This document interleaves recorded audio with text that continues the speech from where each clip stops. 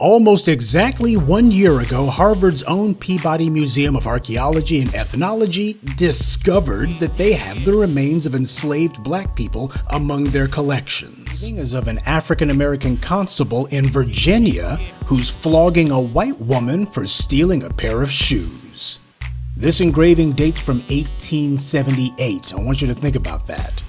That's just 13 years after the American Civil War was over. Thinking about the first time that we met. Thinking about the time when you hosted. Laughing at the good times that we had. Even time when sorrow made us sad. Reminisce. Yo. Reminisce on the wish we had. This is the Dark Enlightenment with your host, MARKSSIUS Hill, aka House Hill, the 2-3 of MCs. Welcome to Enlightenment. Peace. Think about it, think about it, about it, think about it, think about it, about it, think about it, think about it, about it, think about it, think about it, about it.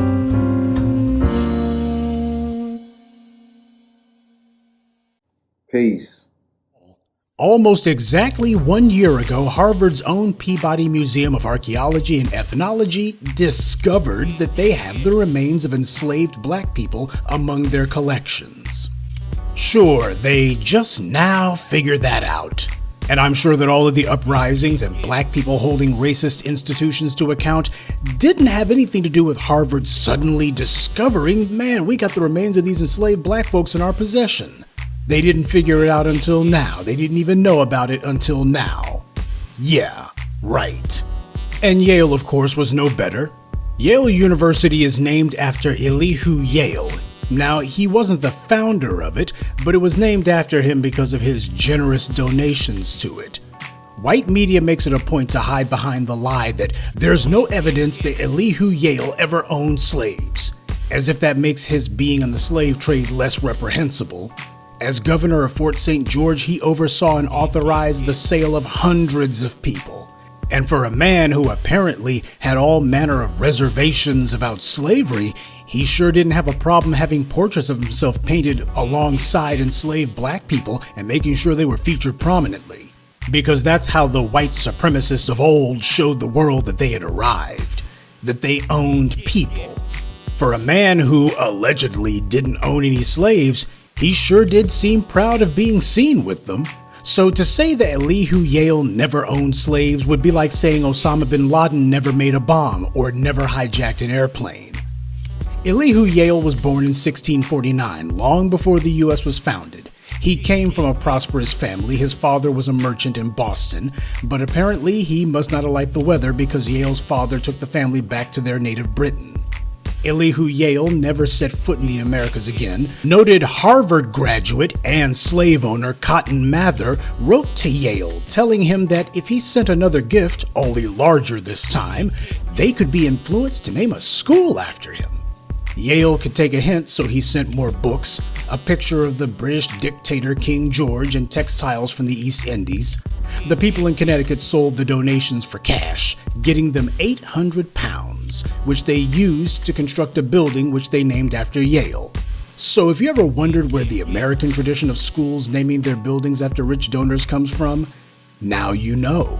Of course, Yale University's connections with slavery didn't end with Elihu Yale. Yale's own website had to admit that the university's Connecticut Hall was built by slaves. But it didn't end there. In the early 18th century, the Colonial Assembly of Connecticut gave the tax revenue they generated from slave-produced sugar cane to Yale University. Yale used the money to fund the school and to construct a number of their early buildings. So Yale University was literally built with money from the slave trade, and it was the state who gave it to them. There were also a lot of slave owners connected to the school, including half of its founding trustees. One of Yale's most famous school presidents, Timothy Dwight IV, was a slave owner. He was also a mentor to a large number of other pro-slavery fanatics, including John C. Calhoun. The population of the student faculty and students have not reflected the building ratio built, well, it said 90%, 80% built by black people. It was built by black people. What's the ratio to black to white people at Harvard and Yale? That was so long ago, they don't owe nothing. I think it would be a disgrace to be that illogical, especially as a scholarly institution such as Yale and Harvard. So mighty. Billions in your coffer, all from way back slavery. Enslavement, excuse me. I'm still getting rid of my brainwash. But Harvard and Yale, the people that go there, they're supposed to be the smartest, the brightest that we have. Yet you would give your money. Some African Americans go to Harvard and Yale. You would give your money to this? You're so smart, so you can get a scholarship to go there. You weren't smart enough to know the history of these places, and that's unfortunate. True knowledge through wisdom is knowledge through wisdom. If it isn't filtered through wisdom, it's just knowledge. You can get there anywhere. It always has to be filtered through wisdom. Knowledge through wisdom, which Yale and Harvard lack.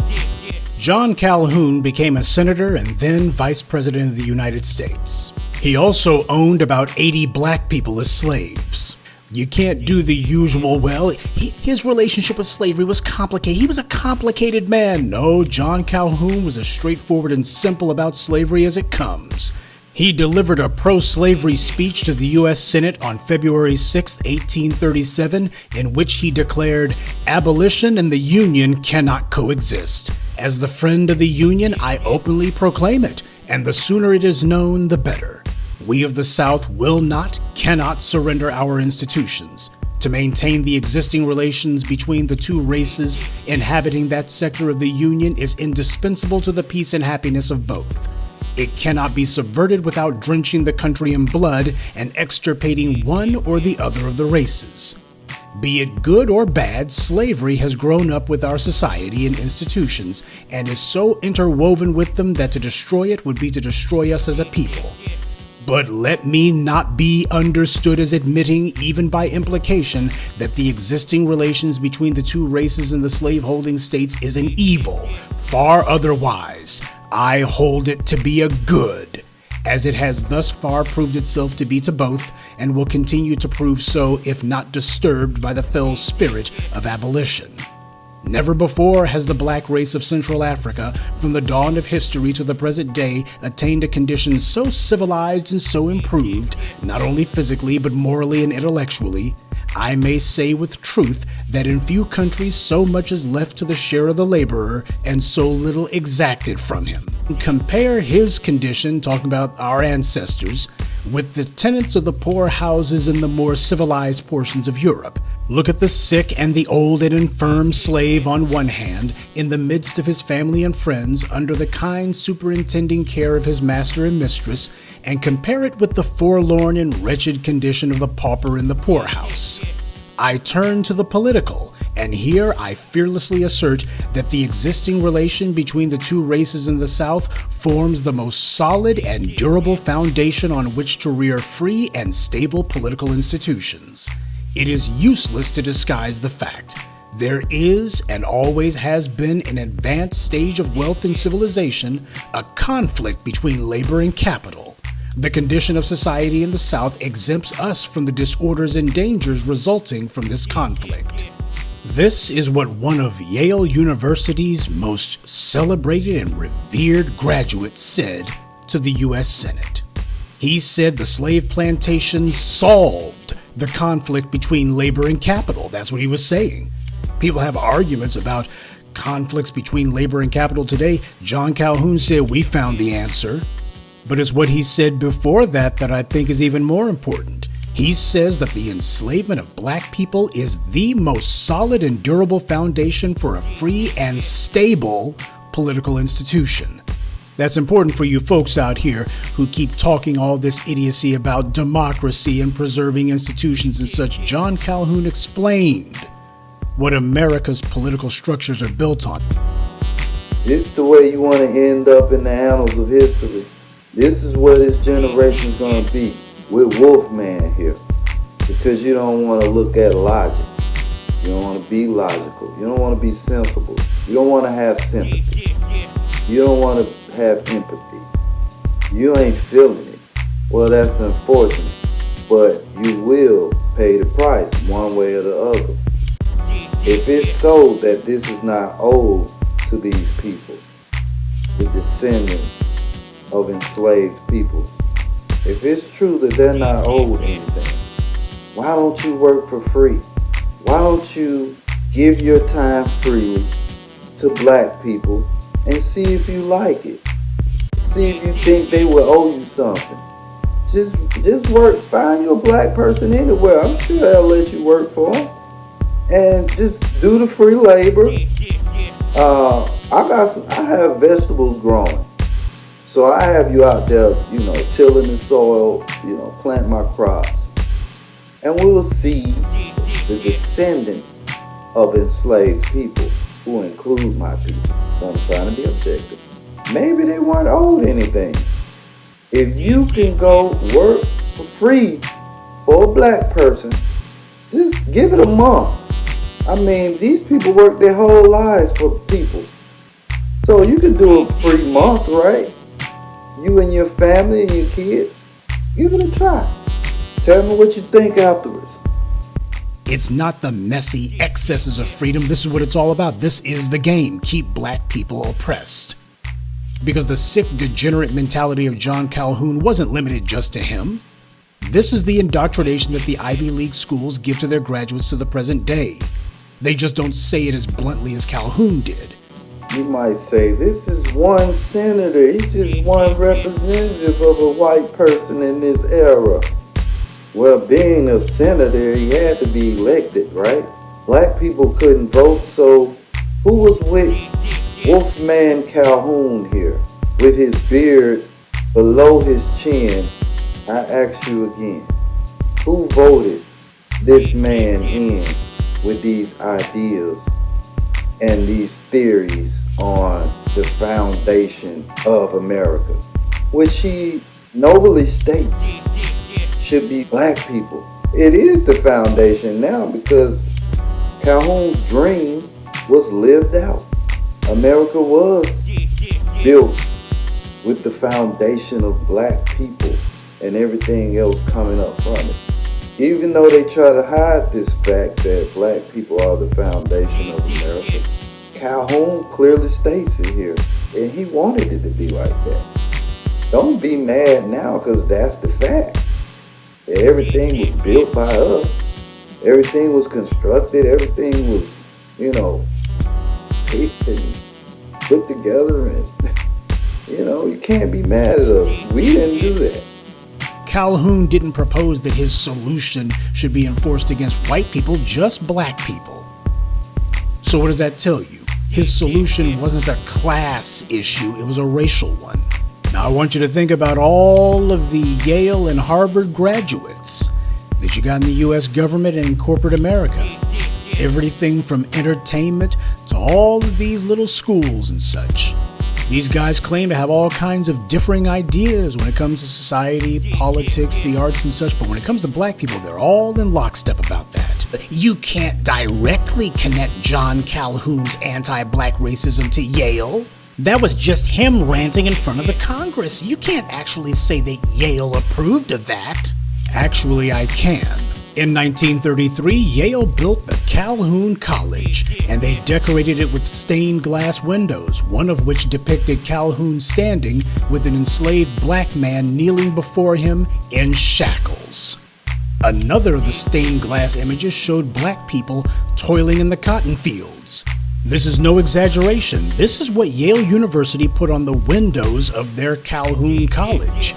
This was not a choice by some architect. This is what Yale wanted there.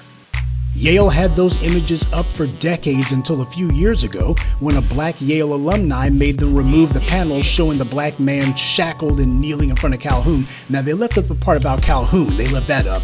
They just said, okay, we'll go ahead and remove the black man from there, but we'll keep the rest of it. Having a black person in your rendition of your art or whatever, it was like having that Lamborghini that we see now in a video or some other material item. It's just as ridiculous. Having a black man shackled before you on his knees, it's really disturbing.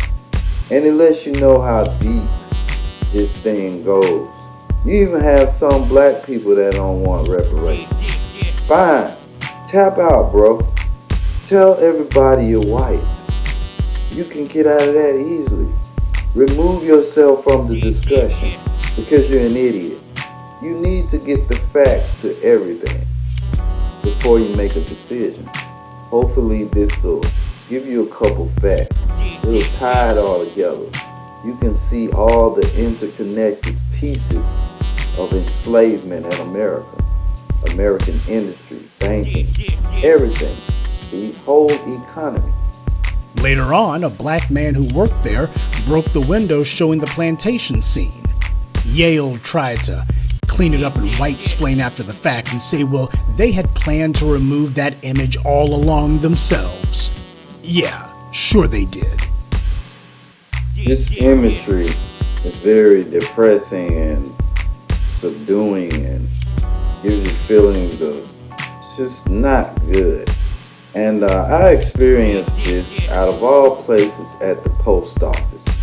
Once upon a time I worked for the post office and they had a hideous rendition of art in the main section where people go to get their mail and make transactions. Right there, a guy weighing cotton as a black man stands there with his head down, getting the cotton weighed.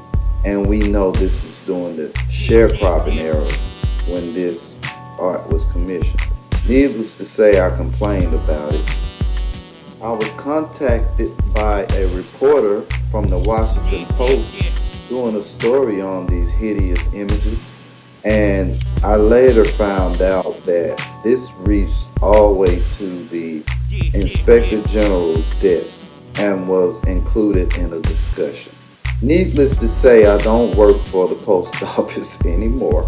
I decided to put it all down and let it go because in the end, they wanted to threaten me with jail time for holding mail. But there you have it. This imagery, they want to keep this going. Why? The same reason that a blind eye has been turned towards reparations. No one wants to look into it because you know why? It's too much of this connection between enslavement and American industry and prosperity. The foundation of America is enslavement of black people. Yale's own website admits that the American Eugenics Society was started at Yale in 1926. Irving Fisher, a Yale faculty member who taught economics at the school, was the one who thought it up. These are the guys who were the main proponents of eugenics in the United States, the main ones running around talking about bettering the race. So understand, it was a Yale-educated economist who was the most gung-ho to spread the idea of black people being inherently inferior. Now, when you understand that Fisher was an economist, John Calhoun's statements about labor and capital take on a deeper meaning, don't they? Another Yale faculty member, Dean Winternitz, who was the dean of Yale's medical school, was also a founding member of the American Eugenics Society. Ellsworth Huntington was a geography professor at Yale from 1907 until 1917. About 15 years later, he became president of the board of the American Eugenics Society. In the early 19th century, a collection of free black leaders attempted to establish a college for colored youth in New Haven, and they were fought by both the city and by Yale University. As Yale's own website admits, The proposed college met overwhelming resistance from the Yale and New Haven communities, including prominent Yale faculty and alumni. Opponents argued that a new black college would harm the city's existing institutions, including Yale and a school for women. As one resolution against the building of the school put it, the establishment of a college in the same place to educate the colored population is incompatible with prosperity. Of course, these few examples that I give you from Harvard and Yale barely even skim the surface of the Ivy League's mountain of crimes. But again, I'll be here till next week if I try to do something that's even halfway exhaustive. How much money did these slave-owning institutions reap from their anti-black racism? Well, it made Harvard University the wealthiest school on the planet. Harvard University's endowment is now valued at $53.2 billion. That's billion with a B. Harvard University takes the money they get from tuitions and donors and such, and they invest it in the stock market. They're not a school, clearly. They're an investment house masquerading as a school. And Yale's endowment comes in second place with a mere $42.3 billion. So understand that anti-black racism, chattel slavery didn't just make the Ivy League schools financially stable. It didn't just make them rich, it enabled them to become unbelievably wealthy. And what have these schools done with all that ill-gotten money? And it's not just the Ivy League, of course. University of Virginia is racist as hell. How could it not be? It was founded by Thomas Jefferson. The school had black slaves who were forced to labor there. How can a school claim to be a place that values knowledge above all else when the guy who founded it wouldn't even own up to the children he had by the woman that he raised for 30 years? Because white supremacy has no principles other than power. And just to show you how all of this stuff is interconnected, last week we were talking about the railroads, you'll recall. You might have heard of the name Cornelius Vanderbilt. He was a railroad and shipping magnate. He was also a slave owner, and he used his money to found Vanderbilt University. The first chancellor of Vanderbilt, Landon Garland, was a slave owner and lectured around the country that black people were inherently inferior, and slavery was the biggest favor ever done for black people and had made black people, quote, serviceable to himself and to the world, and elevated and improved socially, morally, intellectually, and physically. You have to wonder, did John Calhoun write that for him? Claims that slavery did all these favors for black people and did them all that good. Your first response should be, if slavery was so beneficial, why didn't white people make it exclusively for themselves? And just like Harvard and Yale, Vanderbilt also has a building named after those various slave owners and Confederate figures. But this is just one or two examples of who the United States educational system was founded by. The individuals who the most prestigious schools in the nation were started by and staffed by, and what ideas it is that they promote. Now, we know that the U.S. federal government paid to make sure that black people were forced to build the White House and the Capitol building, among other landmarks in D.C. The overwhelming majority of America's first presidents owned slaves. We're talking about heads of government, and they owned slaves while they were in office, while they were in the White House, they did this. And that number becomes even greater if you count the presidents who had owned slaves at some point in their lives, including Ulysses S. Grant. The forefathers of America. These are my fathers. These were my fathers' fathers' fathers, enslavers. That's the way a black person sees it. And then you have all these presidents, these forefathers. I mean, it's sick and twisted, man. And then you look at this, and you have people to say, oh, that was a long time ago. Man, you look at Thomas Jefferson, he owned 600 slaves by himself. I mean, God, America, you should be ashamed. You should be shamed into reparations. Much less saying that people should have them. America should be ashamed. Reparations. Exclamation mark, question mark. But the U.S. government's crimes against us did not end in 1865. When they passed the 13th Amendment, they left in a slavery loophole. All you have to do is look at the wording of the 13th Amendment. Neither slavery nor involuntary servitude except as a punishment for crime. That word except nullifies everything that came before it in the sentence. This is as blatant an admission as you could possibly get that the US government's declared. John Q. Citizen can no longer own slaves, but Uncle Sam can. And Uncle Sam has, and they've also extended that to the powers of the state. The state and local governments could do the same thing. Slavery went from being a private sector institution to a public sector one. This is a distinction without a difference. It becomes even more so when you look at the fact that it says, unless you've been duly convicted. Yeah, but who are the ones who actually prosecute the cases? Who are the judges who hear the cases? Who comprises the jury? Unless you guarantee that black people are not being singled out for prosecution, that the judges are not discriminating, and that the juries actually represent a jury of the accused peers and not just a bunch of white people who already just want to put away every black person they can. Unless you've done that, then no, there's no such thing as duly convicted. You're just getting railroaded, which of course is the entire point. So slavery never stopped. That's the first thing that we have to get straight here. The peculiar institution has always been around. Maybe it's been a little more peculiar than people expect because they watch a lot of movies and TV. But the effect is exactly the same, which is exactly what was intended. From the chain gangs to the prison industrial complex, slavery never ended. Not because I say so, but because the US government says so.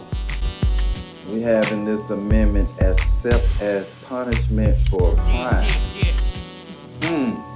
Back in those days, you had people convicted wrongly of crimes and then put into a labor system through the penal system or the prison system. Now, after that mass incarceration rage of the Nixon era on up, mass incarceration of white and black bodies, anybody can get it. And so now, except as a punishment for a crime. So there you have your new slavery. But this slavery affects white and black.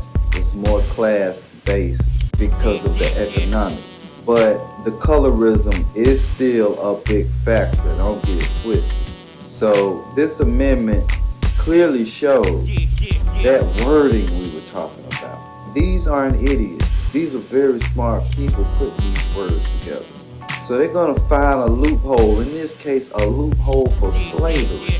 Enslavement, excuse me, I'm still trying to get over my brainwash. But this is what we have here.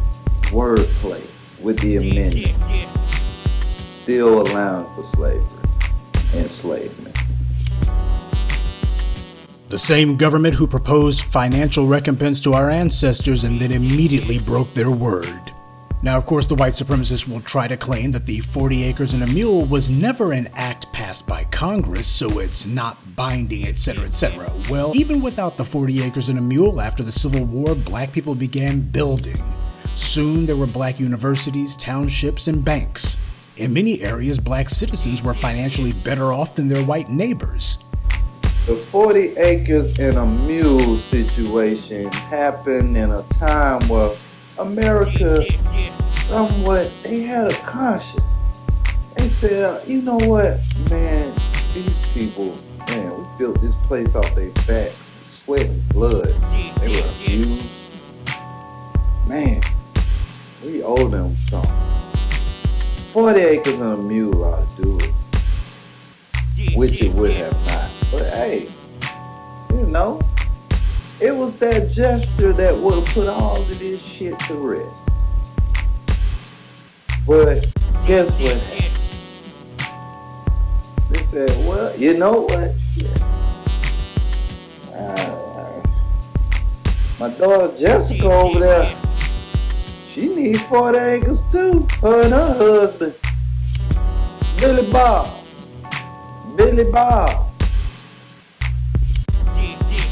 These niggas don't deserve this. Billy Bob. He don't give a damn about his ancestors. What your conscience at? Reparations. Question mark. Exclamation mark. Because the federal government had troops in the cities to control the white supremacist mobs, and also the government stood behind the laws meant to prohibit the racists from impeding black political and economic progress. In other words, there was government force behind the laws passed after the Civil War. But that's not to say that the white government liked it. Within the first 5 years after the Civil War, black people had seats in the House of Representatives and even a senator. And that was at the federal level. At the state level, we had far more representation. But what exactly does that mean? What kind of authority did black people have in the post-Civil War period? Yeah, so they show you pictures of this congressman and this one senator sitting like we participated in the government, the political process so much. White people despised this after the Civil War, and it was quickly put to rest. So don't think that you participate. Don't think that they gave way to you. It was a small era of time after the Civil War where I said that moral fiber was, oh man, it was on the teeter. It was about to snap. It was about to snap. Pop! Your 48 guns and a mule is out of here. The morality is out of here. God, that. You're looking after ours. This is built for us. So get in your place. 1878. This engraving is of an African American constable in Virginia who's flogging a white woman for stealing a pair of shoes. This engraving dates from 1878. I want you to think about that. That's just 13 years after the American Civil War was over. A mere 7 years after the government passed the KKK Act of 1871. And you'll notice that what you have in this image is also a bunch of white men who are standing there watching this. I think it's safe to say that they certainly didn't approve, but by the same token, the law applies equally to everyone at this point. And there are also the federal troops to consider. So if you decide to yourself that maybe you don't like the fact that the law is being applied equally, well, the government's making sure that you're not able to change that.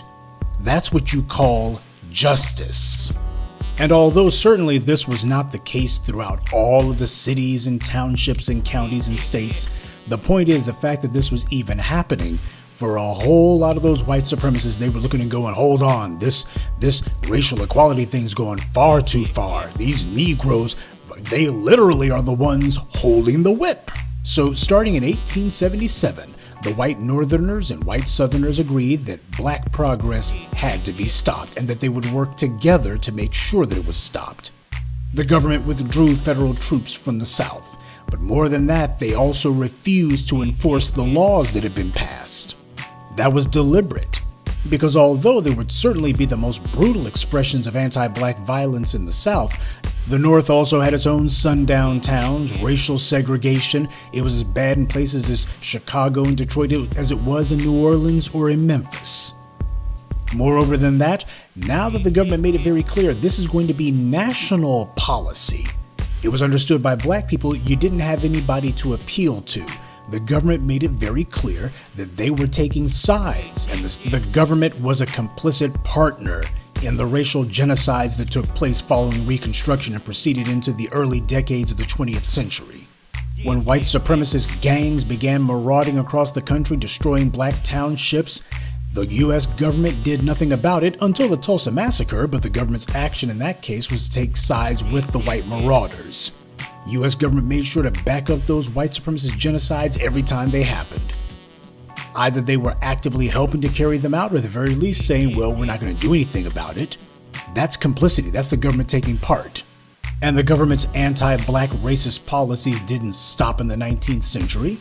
World War II was seen as an excellent opportunity to take the racial hierarchy and freeze it in place for at least another 100 years. Suppression of power, political power in this case. When you think about the suppression of power, you have to think about what was lost and what was gained by certain other individuals. When you had a game being made, there was always a torch come to burn. In every instance, in our Wall Street, the Black Wall Street instance, in the instance of the flooding of our neighborhoods with crack, in the instance going back even further of the Civil War, they're coming to loot, kill, burn, and destroy when progress is made. So, to rectify this, reparations should be thought about, or maybe they shouldn't. In the case that you're illogical, you probably would say they shouldn't be. In the case where you're in your feelings, maybe they shouldn't be. But that logical person, you're sitting up, you're popping your collar, you're straightening your tie, you're standing up so straight and tall, and you're so dignified, yet you're illogical. Your wisdom is not contained in your knowledge. Your knowledge is not based and filtered through wisdom. So what you have is an immoral stance, an illogical stance, because everything in nature is based in logic. Mathematics, you can't sway here or there. It is what it is. 1 + 1 is 2. When we stick to that stance, the mathematical, logical approach, then we come to reasonable conclusions. Take, for instance, the GI Bill. The GI Bill was principally about three things: money for education, money for housing, and money to start a business for the GIs returning from World War II. Black GIs, however, were categorically denied all of these things. And it wasn't just a few of them, it was practically all of them. Now, the white media tries to play this game of, some black veterans were denied GI Bill benefits. That's a lie. Practically all of them were denied benefits. It wasn't just one or two of them. As far as housing went, the GI Bill got the returning white veterans low-interest loans with no money down. And keep in mind, this was back in the 1940s and 50s when houses didn't cost anywhere near what they do today and didn't require as much of your income as they do today.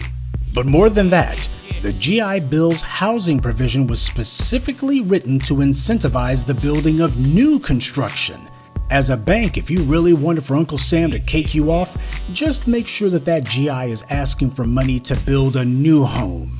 This was the federal government putting its hand on the scales to make sure that there were going to be a baby boom and a boom in new housing. The first 2 years after the war, 40% of mortgages issued were guaranteed by the Veterans Administration. That's in the first 2 years after the war. 2 out of every 5 homes that had mortgages were being backed up by the Veterans Administration. By 1955, the VA was backing close to a third of housing starts. So 10 years after World War II was over, 30% of new housing was being backed by the federal government's Veterans Administration. But the question is, how many of those went to black people? The answer, practically none. You had redlining being carried out by the US government. They were the ones who oversaw it.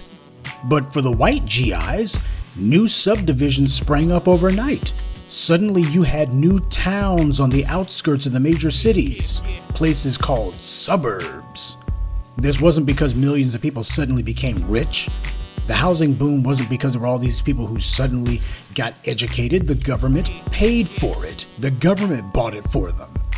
And as for black GIs, practically none of them were able to get any of these housing loans, any of these educational loans. They weren't able to get any of these business loans. And just in case a black GI did, the 1 or 2 of them who did manage to get one, no doubt much lower than what a white GI got. Or if a black family wanted to move into those suburbs, well, those areas had racial covenants in place that mandated that only white people could live in those areas. And even the places that didn't have openly racial covenants didn't need them because the banks were all on code and systematically denied black GIs housing loans. Head starts in every arena of American society and life. Reparations. Question mark, exclamation mark. try the lie that, oh, the free market would certainly address this issue. I mean, the banks would do what's in their self-interest. It's in their interest to write loans. No. There are people who, when it comes to white supremacy, that's more important to them than financial gain. I think it was Eliot Spitzer who said something to the effect of, the need to be able to discriminate against black people is more important to these people than profit motive. So no, I'm afraid it's not about green, it is all about black and white. So the same way that we saw targeted policies aimed at black people in the 19th century to deprive us of what little wealth we were trying to accumulate in the 20th century, they turbocharged it. Understand that the creation of the suburbs and their racial makeup were not accidents. They were planned. They were the result of massive amounts of funding by the federal government, who made sure that black people, whose tax money went to build those white enclaves, would be excluded. The black veterans whose sacrifice won the war were denied the very benefits that their sacrifice made possible. Of course, the same thing went for businesses as well. The Department of Veterans Affairs categorically refused to give loans to black GIs. So if you were a white GI coming back from World War II, you had your education, your home, and your first business all paid for by the federal government. The white middle class was not some natural phenomenon. And no matter what it is that white people in America may say, it was not the result of hard work, dent, and industry. It was handed to them because they were classified as white. This was the result of policy, racial policy, as were the black ghettos. The suburbs and the slums were both an invention of the US government's policies. The suburbs and the yuppies were created out of whole cloth by a federal government who selectively put funds into white people's hands and selectively kept it out of black people's hands. And you had a white media going right along with it, ignoring it if they could, but if that wasn't possible, doing everything they could to justify it. The wealth that we had generated for hundreds of years was confiscated from us and redistributed to everyone except for us. And it happened again in the 20th century. They confiscate our tax dollars and redistribute the wealth that we generate to everyone except for ourselves and make laws prohibiting us to be able to have the benefits of our own earnings. No business loans, no low-interest housing loans, no access to institutions of higher learning. The only policy they had for us was redlining. The banks were merely the administrators of it. The banks were carrying out a government policy, no different than the railroads in the 19th century, who the government gave loans to and helped them get funding by taking out bonds on behalf of those banks. The government were the ones who wanted the railroads. The white bankers and businessmen who owned the rail lines were merely carrying out the government's policy. Now, starting around the late 1960s, basically at the end of the Civil Rights Movement, where there was this idea that all of these rowdy black folks need to be displaced all over again. So we started seeing gentrification, which was being carried out with huge amounts of government money as well. There was already a great replacement, and it happened to black people in cities like Detroit, Chicago, Los Angeles, and New York. As a case study, take the former township of Lenintown, Georgia. You had a black community which, by the 1960s, 60% of the residents owned their own land. But the land was seized by the city of Athens, Georgia, and handed over to the University of Georgia. They basically paid practically nothing for it. The residents didn't get really much of anything for it. Now, the white media will try to claim, well, the city did give them some kind of payment, but what the white media conveniently leaves out is that the money wasn't enough for them to buy a home. They paid them well below fair market value, especially for a site that's about to become a lot more valuable.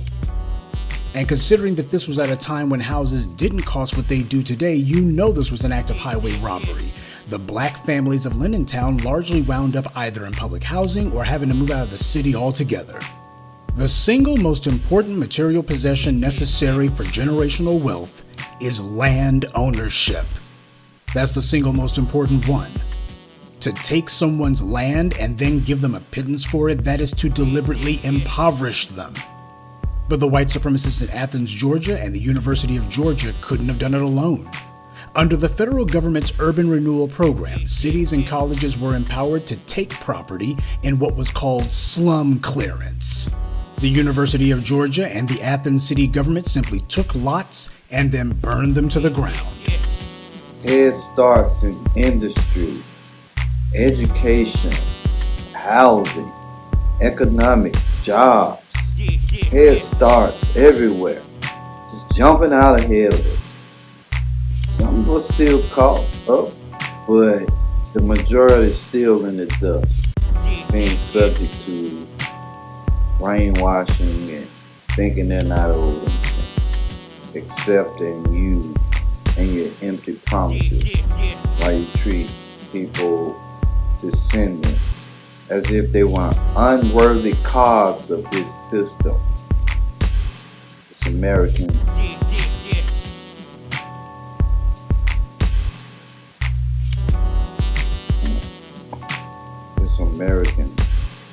whatever this is. You have to make tangible amends for something that you're truly sorry for. Otherwise, it's BS. Harvard, Yale, y'all can suck a fat one. I hope you enjoyed that episode on reparations. Yay or nay, question mark, exclamation mark. It's a very heated topic because some people are delusional and illogical and don't really want to grasp on to that pain that was caused through enslavement because of enslavers. And both parties were damaged mentally, morally, spiritually. I think we know who was damaged the most. Both parties were damaged, but one party was damaged in such a way that they need to be made whole again. The same way the court system offers damages for insubordination, for neglectful behavior, the same way people are made whole in the legal system, they should be made whole in every case. You see all these cases of everyone else that's received reparations. What is it?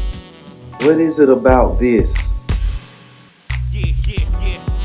I know we have a bad representation because of propaganda throughout the media, but most of us are intelligent, and I represent the intelligent hat. We have plenty of examples of foolishness always represented. Well, I want to represent bringing back smart again. I remember when it was cool to be smart. When people saw you had straight A's, man, they admired you. We want to bring smart back, and I want to be a representation of that. Not this ignorance and this lack of knowledge we see. Dark Enlightenment, House Hill, I'm out. Reparations, exclamation mark, peace. I mean, it's like I'm in hell for real. Only thing that I'm getting in my mail is bills. I know it ain't gonna make the pain go away. I just hope it make the rain go away.